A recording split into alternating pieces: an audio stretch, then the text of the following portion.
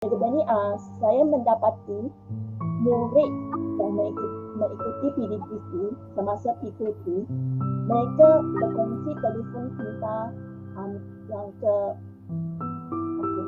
antara analisis yang saya lakukan, saya dapati ada murid yang berasal dari keluarga yang kurang berkemampuan dan mereka berkongsi telefon pintar dengan ibu bapa. Selain daripada itu, mereka juga lambat menghantar tugasan kerana ibu bapa bekerja dan tidak dapat menjaga dan menitik beratkan tugasan mereka. Adakah mereka sudah hantar kepada guru online? Selain daripada itu, mereka tidak mempunyai kemudahan komputer di rumah. Bukan sahaja tiada telefon pintar, ada segelintir yang juga tidak mahir merujuk bahan menggunakan WhatsApp dan ada yang sendiri leave group dari grup WhatsApp kerana tidak mahu mengikuti pelajaran atau penting, dan ada yang mengikut ibu bapa ke kebun untuk bekerja sebab mereka berasal dari kampung. Jadi mereka menolong ibu bapa untuk berkebun untuk mendapat pendapatan keluarga sebulanan untuk menampung kehidupan yang akan dihadapi sekarang memang banyak susah. So menyebabkan mereka tidak menghantar tugasan, dan kalau mereka tidak hantar tugasan, mereka juga tiada bahan rujukan untuk diulang kaji. Jadi mereka tertekan juga membuat kerja, dan kerja yang dihantar, kalau dihantar pun dipaksa dan tidak lengkap. Dan yang baru sekali saya mendapati mereka tidak mengambil bahagian dalam pembelajaran online. Seperti yang saya bagi tahu cikgu tadi, yang kelas kita kan ada seorang murid yang hanya menyertai kelas kita sekali dua saja sepanjang COVID-19 ini kan cikgu? Ya. Cikgu, kita pergi ke isu yang seterusnya tentang analisis cabaran ibu bapa, dan murid sudah habis. So kita terus ke isu yang seterusnya tentang rumusan yang dihadapi oleh PDPC ini. Rumusan ini adalah menyentuh sebab sedikit tentang cabaran-cabaran PDPC yang dibincangkan di atas. So dia menyentuh tentang 3 implikasi utama daripada PDPC online, iaitu implikasi kepada kita sebagai cikgu dan juga sistem pembelajaran KPM atau sekolah swasta juga, dan sekolah muzik juga, dan kepada pihak pelajaran dan kepada pihak kerajaan juga. Implikasi utama daripada dapatan kajian ini, cikgu boleh buat sedikit penghuraian tentang masalah ini tak cikgu? Kita silakan. Terima kasih.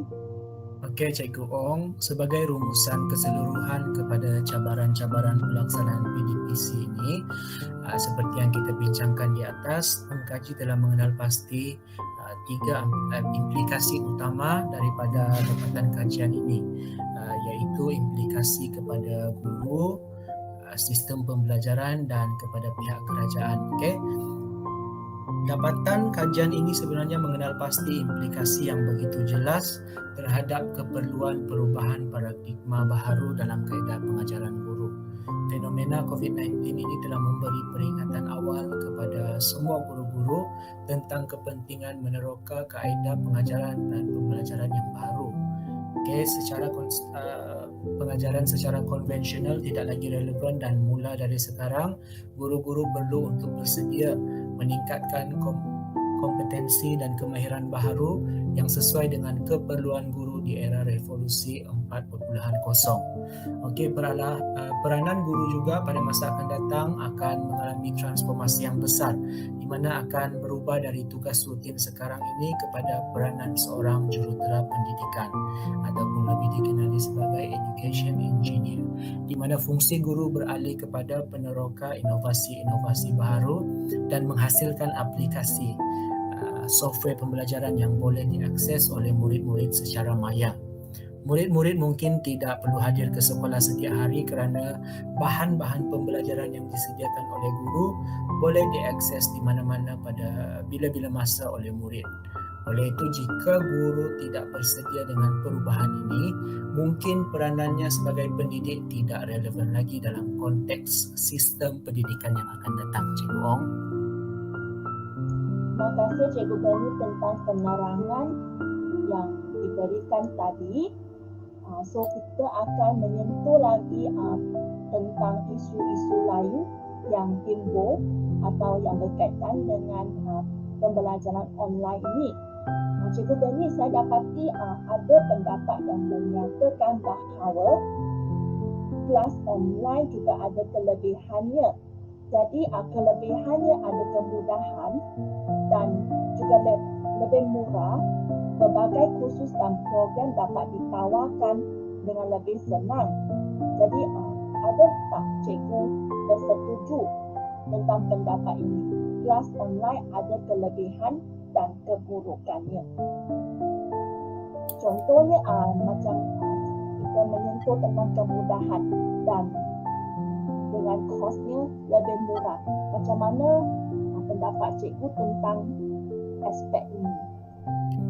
Okey, Cikgu Ong, berkaitan tentang kemudahan, tidak dinafikan PDPR secara online ini mempunyai kelebihan dan kekurangan. Kita pergi kepada kemudahan ataupun kelebihan yang pertama, iaitu pelajar yang mengikuti kelas dalam talian dapat merancang masa belajar mengikut jadual mereka sendiri.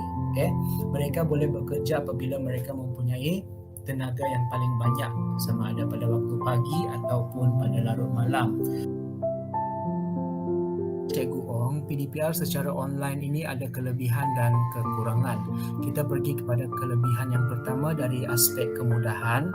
Pelajar yang mengikuti kelas dalam talian ini dapat merancang masa belajar mengikut jadual mereka sendiri. Mereka boleh bekerja apabila mereka mempunyai tenaga yang banyak, sama ada pada waktu pagi ataupun pada larut malam.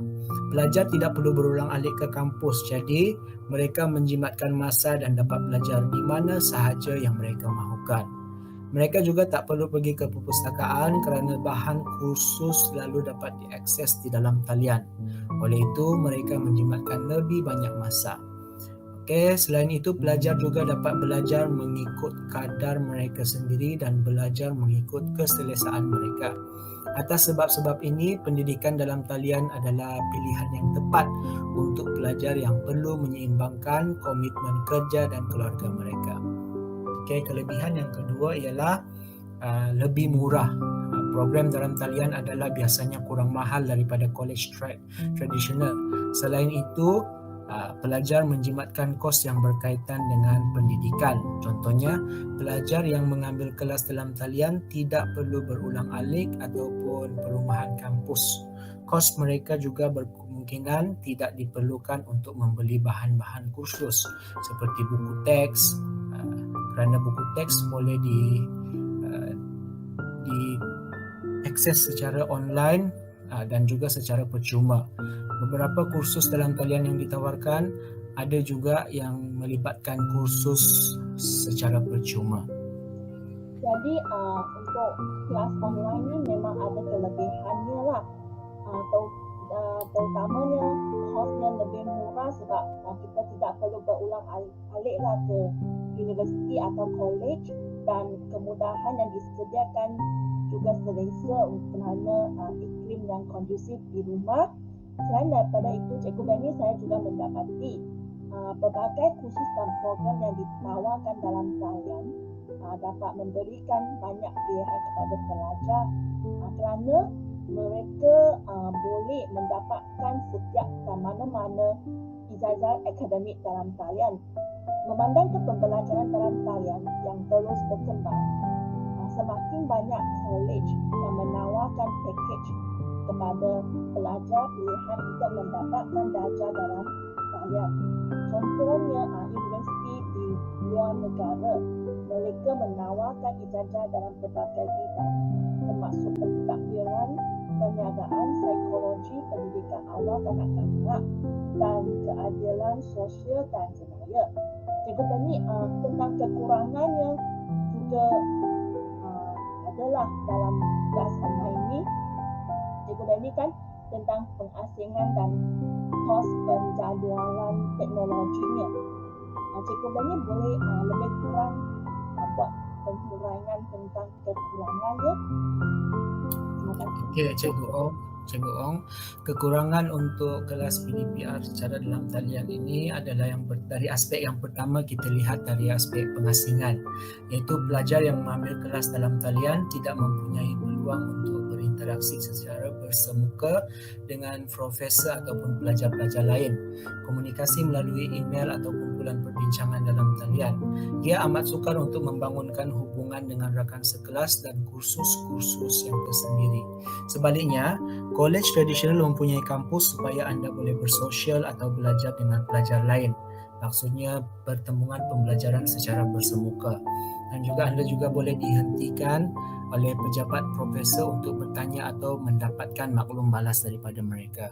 Okey, dari aspek yang kedua ialah kos dan penjadualan teknologi, yang mana program perisian dan sambungan ke internet adalah aspek terpenting dalam kelas dalam talian ini. Pelajar mungkin diminta untuk belajar komputer baru dan kemahiran menyelesaikan masalah yang mungkin memerlukan masa. Pelajar juga mungkin membeli perisian yang dikemas kini untuk mengakses program dalam talian mereka atau membayar lebih banyak untuk meningkatkan tahap internet mereka pada kelajuan yang lebih tinggi. Okey, masalah lain ialah pelajar perlu menyesuaikan jadual mereka pada tarikh penugasan yang boleh menjadi masalah bagi pelajar antarabangsa ataupun mereka yang tidak tinggal di zon waktu yang sama dengan tenaga pelajar. Cikgu Ong. Okey, terima kasih Cikgu Benny tentang penerangan yang jelas tentang kekurangan yang juga dihadapi semasa pembelajaran online. Jadi izinkan saya Cikgu Benny untuk membuat sedikit penghuraian tentang penutupan temu buah pada hari ini. Pelaksanaan PDPC mengundang berbagai cabaran dan tidak pernah diduga selama ini, bukan sahaja dalam kalangan guru tetapi juga murid-murid dan ibu bapa. Semua komuniti mendapati perubahan yang mendadak ini datang secara tiba-tiba dan menyebabkan kaedah pembelajaran dari kaedah konvensional physical class kepada konsep PDPC ekoran penutupan sekolah bagi menyekat penyebaran virus COVID-19 sedikit sebanyak mengundang rasa tergemam seketika dalam kalangan guru-guru dan juga mengambil masa untuk kita menyesuaikan diri dengan norma baharu dalam melaksanakan PDPC. Apatah lagi, dalam kalangan guru-guru yang kurang terdedah kepada penggunaan teknologi ICT dalam melaksanakan pembelajaran dalam talian, sebab sedikit mengalami tekanan dalam menyediakan bahan-bahan PDPC kepada murid. Tetapi dari segi aspek positif, perubahan ini menimbul kesedaran dalam kalangan guru kita, golongan kita, tentang begitu pentingnya kita menyesuaikan diri menguasai kemahiran penggunaan teknologi. Jadi, masih terdapat beberapa kekangan dalam pelaksanaan PDPC menggunakan teknologi dan kita pun sedar, seperti kurangnya kemudahan peralatan dan sambungan rangkaian internet.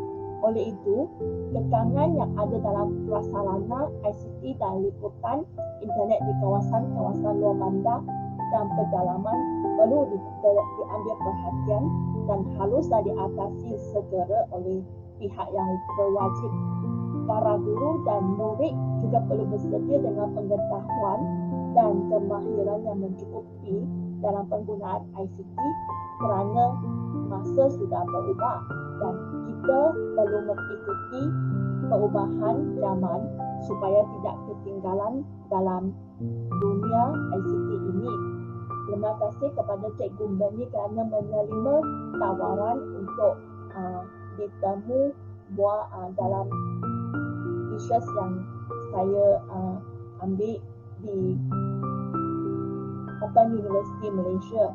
Jadi Liwan, terima kasih diucapkan kepada Cikgu Benny kerana menolong saya dan memberi sedikit pendapat tentang divisi online sepanjang PKP pada masa ini. Terima kasih Cikgu Benny.